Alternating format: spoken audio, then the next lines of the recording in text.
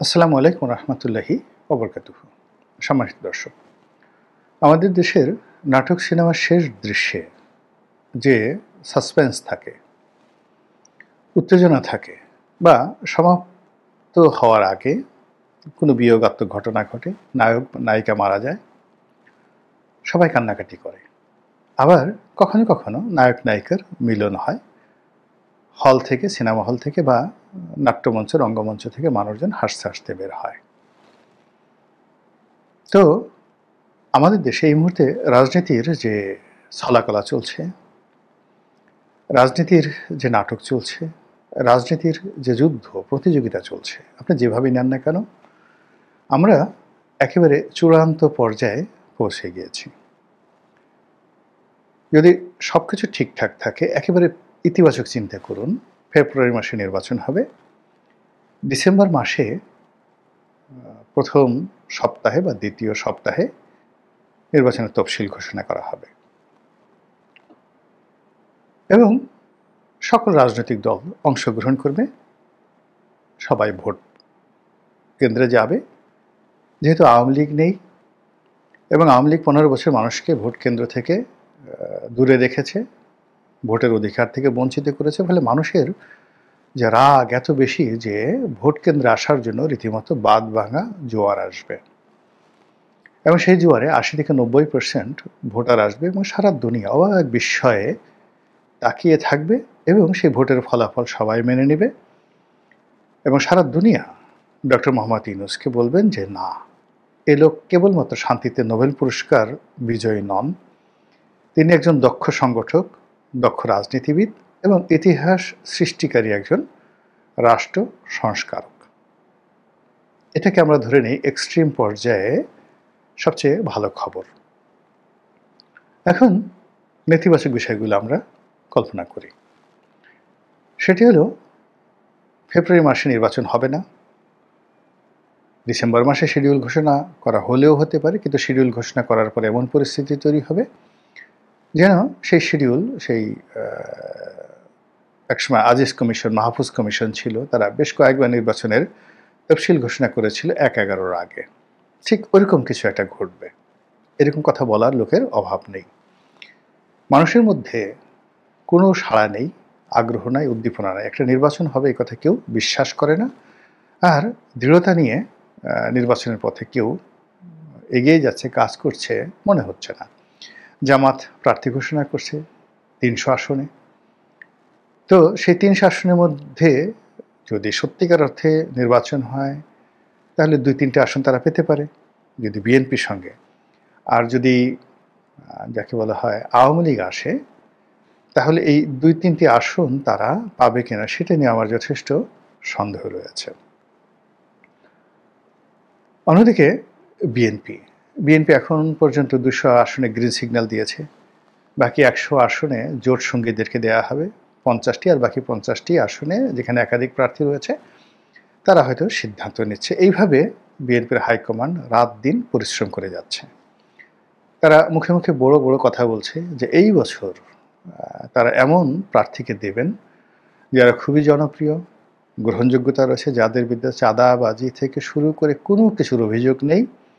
এইরকম মানে সোনায় সোহাগা প্রার্থীদেরকে বিএনপি মনোনয়ন দেবে। তো যাদেরকে এই 200 জনকে গ্রিন সিগন্যাল দেওয়া হয়েছে, তাদের মধ্যে কয়জনের বিরুদ্ধে চাঁদাবাজির অভিযোগ নেই আমি বলতে পারবো না। আচ্ছা বলেন তো, সায়দাবাদে কাকে দেওয়া হবে,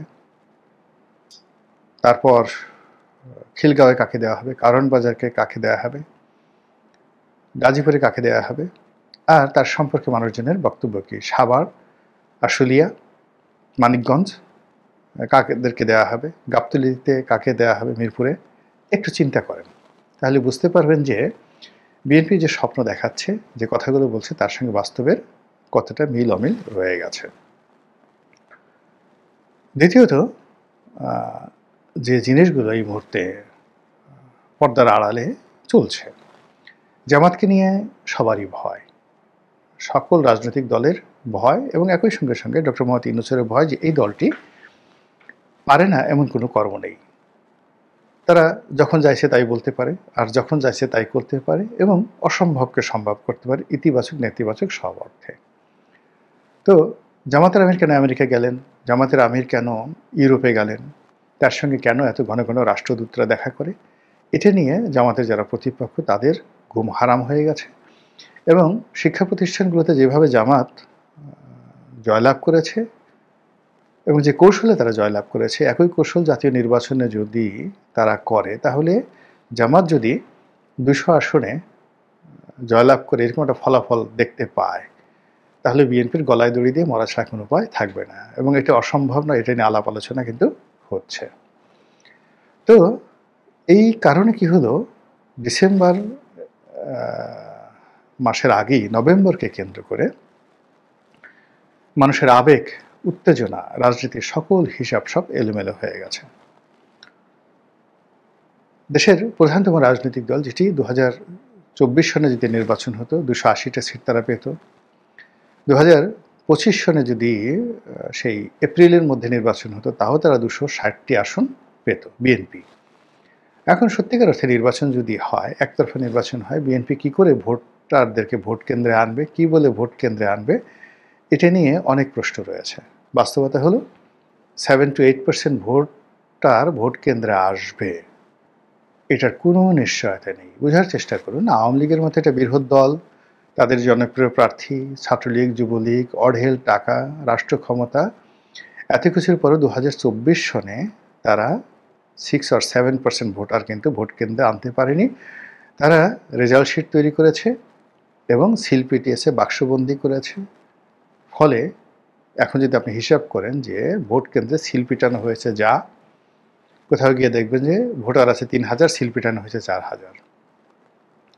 আবার উপজেলা থেকে যে ফলাফল ঘোষণা করা হয়েছে, সেই ফলাফলের সঙ্গে যে রেজাল্ট শিটটা তৈরি করা হয়েছে নির্বাচন কমিশন কেন্দ্রীয় অফিসে, সেই রেজাল্ট শিটের মিল নেই।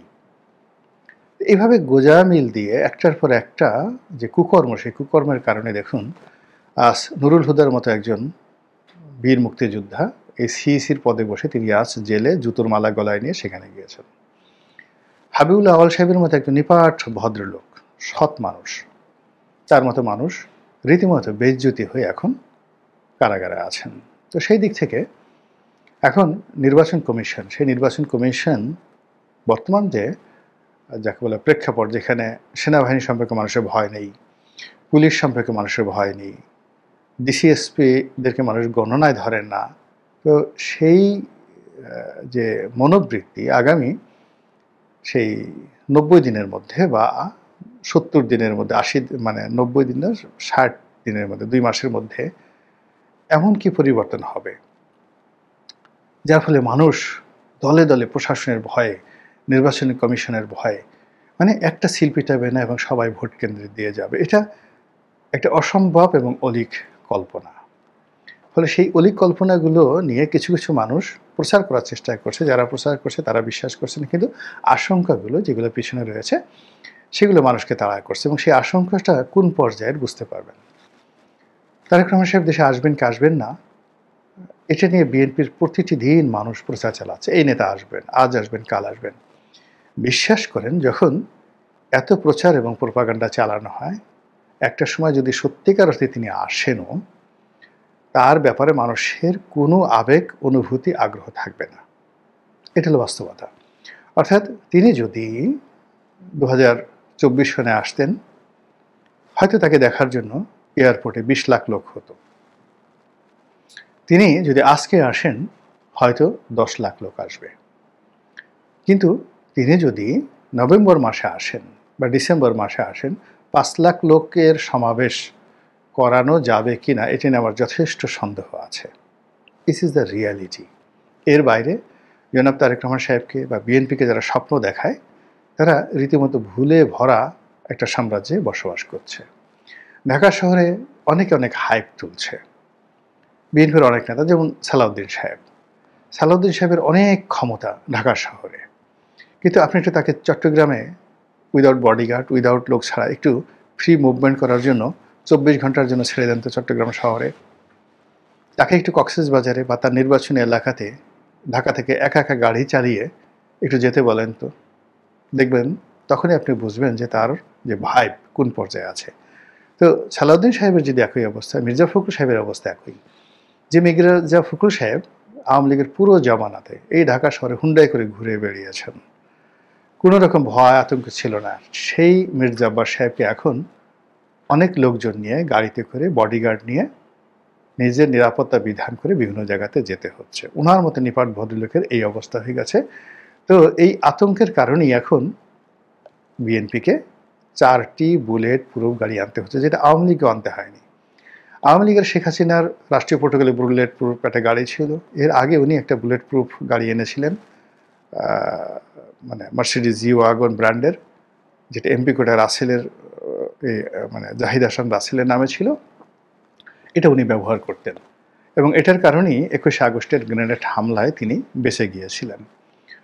তো যেখানে আওয়ামী লীগের নেতাদের ওবায়দুল কাদের থেকে শুরু করে তোফায়েল আমর সাহেব, সুরঞ্জিত সেনগুপ্ত, মতিয়া চৌধুরী, তাদের কারোর জন্য বুলেট প্রুফ গাড়ি, জিপ বা যাকে বলা হয় বাস দরকার হয়নি। এখন পরিস্থিতি এমন কি হয়ে গেল যে বেগম জিয়ার জন্য একটা বুলেট প্রুফ গাড়ি, তারেক রহমান সাহেবের জন্য একটা বুলেট প্রুফ গাড়ি এবং বিএনপির শীর্ষ নেতাদের বিভিন্ন জনসভাতে যাওয়ার জন্য 2টো বুলেট প্রুফ মাইক্রোবাস, না ওই মাইক্রোবাসের চেয়ে বড় যে বুলেট প্রুফ ওয়াগন, সেগুলো আনা হচ্ছে। তাহলে চিন্তা করুন যে বিএনপির মধ্যে ভয় এবং আতঙ্ক কোন পর্যায়ে চলে গেছে। এবং এটা এই নভেম্বর মাসে এই গাড়িগুলো আনা হবে বা আনা হচ্ছে, এরকম খবরাখবর আমরা দেখতে পেলাম। দ্বিতীয়ত, জনাব তারেক রহমান সাহেব তিনি এই মুহূর্তের খবর হলো একটা নির্দিষ্ট ডেটে 26 তারিখে, মানে নভেম্বর মাসের 26 তারিখে তিনি উমরা করতে যাবেন, মক্কা মদিনা যাবেন এবং ওখান থেকে বাংলাদেশে আসবেন বলে জোর প্রচারণা চালানো হচ্ছে। যদি সব কিছু ঠিক থাকে উনি হয়তো নভেম্বর মাসে আসবেন বা ডিসেম্বর মাসে আসবেন। আর যদি কোনো কিছু ঠিক না থাকে, এর মধ্যে পান থেকে চুন খসে, তিনি আসবেন না, শুধু বুলেট প্রুফ গাড়িগুলো এই ঢাকা শহরে ঘুরে বেড়াবে। এবং বিএনপির মধ্যে এই জাস্ট 15 দিন পরে, জাস্ট আফটার 15 ডেজ, এখন বিএনপির মধ্যে নেতাকর্মীদের মধ্যে এমন সব আতঙ্ক বিরাজ করছে যেটা 4-5 মাস আগে ছিল না। আমি এই টকশোতে যাই, বিএনপির যে সকল নেতারা আসেন, যারা আওয়ামী লীগ জামানাতে একা একা ঘুরে বেড়াতেন, তারা সবাই এখন প্রথমত বডিগার্ড রেখেছেন, দ্বিতীয়ত তাদেরকে আবার প্রোটোকল দেওয়ার জন্য পেছনে একটা করে গাড়ি থাকে, যে গাড়ি 10-12 জন লোক থাকে। এই ভয় তাদেরকে কে ঢুকিয়ে দিল? অর্থাৎ এই যে রাত বিরেতে তারা যে টকশোতে যাচ্ছেন, বাইরে ঘোরাফেরা করছেন, এটা ফুটানি দেখানোর জন্য না, সত্যিকার অর্থে তাদের মধ্যে একটা মৃত্যু ভীতি, আক্রমণ ভীতি, সন্ত্রাসের ভীতি চলে আসছে। আপনি যদি জামাতের প্রথম 20 লোক, তাদের টেলিফোন নম্বর আপনি খুঁজতে যান, গোলাম পারোয়ার থেকে শুরু করে জামাতের আমির থেকে শুরু করে সবাই, যেখানে গ্রামের অজয় পাড়া গায়ের একজন মানুষ শেখ হাসিনার সঙ্গে কথা বলতে পারত 15 বছর যখন তিনি প্রধানমন্ত্রী ছিলেন, তার টেলিফোন নম্বর ওপেন ছিল। কিন্তু আপনি জামাতের আমিরের কোনো টেলিফোন নম্বর পাবেন না। তারপরে গোলাম পারোয়ার সাহেবের কোনো টেলিফোন পাবেন না। অন্যান্য জামাতের শীর্ষ যারা নেতৃবৃন্দ রয়েছেন, টপ 10, আপনি তাদের কারো মোবাইল নম্বর আপনি পাবেন না। সরাসরি তাদেরকে ফোন করতে পারবেন না পাবলিক ফোনে। তাদের লোকেশন আপনি এখন পর্যন্ত তাদের লোকেশন আপনি ট্রেস করতে পারবেন না। এবং তারা যে যেখানে আছেন সবাইকে 3 স্তর 4 স্তর সিকিউরিটি দিয়ে এমনভাবে রাখা হয়েছে যে আপনি যদি জামাতের আমিরের সাথে দেখা করতে যান, এমনভাবে বেইজ্জতি হবেন, আপনার সারা শরীর তল্লাশি করে তারপর আপনাকে সেখানে ঢোকানো হবে। তো এই যে একটা অবস্থা, এই যে একটা আতঙ্ক, সেই আতঙ্কটা এই নভেম্বর মাসে এসে মারাত্মক আকার ধারণ করবে। মানে এখন অক্টোবর মাসের শেষ সপ্তাহে আমি ভিডিও করছি, এটি নভেম্বর মাসে কথা বলছি। আর যখন ভয় থাকে মানুষের, তখন আর কোনো হিসাবপত্র থাকে না। ভয়ের সময় মানুষের, মানে যাকে বলা হয়, আপনাকে যখন আক্রমণ করা হয়, মেরে ফেলা হয়, বা আপনি যখন ফাঁসিতে উঠে যান, তখন একটা পর্যায়ে। কিন্তু ফাঁসিতে ওঠানোর আগে, বিচার চলাকালীন সময়, বিপদ আসার সময় মানুষের যে একটা ভয়, ঠিক ওইরকম একটা ভয় আমাদের এই রাজনৈতিক অঙ্গনে সবাইকে তাড়া করে ফিরছে। আর এর ফলে রাজনীতির যত হিসাব রয়েছে, আমি আগে যেভাবে পজিটিভ কথা বললাম, পজিটিভের সঙ্গে সঙ্গে নেগেটিভের একেবারে চূড়ান্ত পর্যায়ে কথাবার্তা হচ্ছে। এখন হঠাৎ করে উপদেষ্টাদের পেট বেড়ে গেল কেন? তারা এই যে খেলতে নামলো, গেঞ্জি ফেটে তাদের পেট বের হয়ে গেছে, তাদের নিতম্ব, এক একজন এক একটা নিতম্বের পরে 3 কেজি 4 কেজি মাংস জমা হয়ে গেছে এই গত 14 মাসে। এটি নিয়ে লোকজন মানে খুব কথাবার্তা বলছে। এই সময়টিতে তাদের এরকম ফুটবল খেলার কি দরকার ছিল? আমি এটা বুঝি না। আবার ফুটবল খেলতে গিয়ে হাফ প্যান্ট পরে, মানে গেঞ্জি, টাইট ফিট গেঞ্জি পরে, স্পোর্টস করে এরকম একটা নাদুস-নুদুস শরীর নিয়ে মাঠে নেমে তারা কি মেসেজ দিতে চাচ্ছেন? এটা অস্বাভাবিক। যখন দেখবেন একটা বাঘ বিড়ালের মতো মিউ মিউ করছে, বিড়াল বাঘের মতো গড় গড় করে আওয়াজ করছে, ধরে নেবেন যে পাগল হয়ে গেছে, পরিস্থিতি স্বাভাবিক। যেখানে কাজ করতে পারছে না, মানুষ সেবা পাচ্ছে না, একটার পর একটা ফাইল আটকে আছে, কোনো রাষ্ট্রীয় সিদ্ধান্ত এগোচ্ছে না, সেখানে তারা তামসা করছেন, খেলাধুলা করছেন। সেখানে তারা দেশের পরে একটার পর একটা 14 বার বিদেশে ঘুরে বেড়াচ্ছেন, মানে রীতিমতো। আবার এই যে কয়েকজন লোকজন নিয়েছেন, কয়েকজন বিশেষ সহকারী, এরা ইংরেজিতে কথা বলে, মানে এরা ইংরেজিতে এমনভাবে কথা বলে গালগুল বাঁকা করে, মানে দেখে মনে হয় যেন তাদের ইংরেজি যেন কেউ বুঝতে না পারে, এই জন্যই তারা ইংরেজি বলে। অদ্ভুত, মানে অস্বাভাবিক অসুস্থতা। তারপরে তারা যখন ছবি তোলে, কয়েকজন উপদেষ্টাকে দেখলাম বা বিশেষ সহকারে দেখলাম, তারা ঘাড় বাঁকা করে অনন্ত জলিল যেভাবে বুকটা মানে বুকের মধ্যে নিঃশ্বাস নিয়ে তারপরে পেটটা ভাঁজ করে যেন ভুঁড়ি না দেখা যায়, এইভাবে যে ছবি তোলেন, ঠিক সেইভাবে তাদেরকে ছবি তুলতে দেখি। এই যে অস্বাভাবিক কর্মকাণ্ড, এই অস্বাভাবিক কর্মকাণ্ডের কারণেই মনে হচ্ছে যে there are something happening, boiling and cooking, যেটা আমরা কল্পনাও করতে পারছি না। ডক্টর মোহাম্মদ ইউনূস বিভিন্ন লোকজন যাচ্ছেন, সবার সাথে পাইকারি হেরে ছবি তুলছেন, সবার সঙ্গে একই স্টাইলে হাসছেন, মানে এই হাসিটা স্বাভাবিক নয় কোনো অবস্থা, এখানে হাসির কোনো কারণ নেই। তিনি সেই যে যাচ্ছেন তার সাথে ছবি তুলছেন আর একটা করে হাসি দিচ্ছেন। আচ্ছা বলেন তো, তার হাসির অর্থ কী? তিনি কি সফল, খুব সুখে আছেন, খুব শান্তিতে আছেন, খুব আনন্দে আছেন? তাহলে তার হাসির অর্থটা কী? এখন দেশের যে অবস্থা, তার তো আসলে মুখ কালো করে থাকা উচিত। তো তিনি পাকিস্তানের জেনারেল আসলো, তার সাথে ছবি তুললেন, সেখানে তিনি হাসার চেষ্টা করলেন, কই পাকিস্তানের জেনারেল তো হাসলো না। সবার সাথে তিনি সেনাপ্রধানের সাথে হাসছেন, এত হাসি কিন্তু ভালো না। তো ফলে কি হলো, এই যে অস্বাভাবিক যা কিছু ঘটছে রাজনীতিতে, অর্থনীতিতে, সমাজে, সংসারে, প্রকৃতি এবং পরিবেশে, যার ফলে সকল হিসাবপত্র এলোমেলো হয়ে যাচ্ছে। মহান আল্লাহ আমাদের সবাইকে হেদায়েত দান করুন এবং হেফাজত করুন। আসসালামু আলাইকুম ওয়া রাহমাতুল্লাহি ওয়া বারাকাতুহু।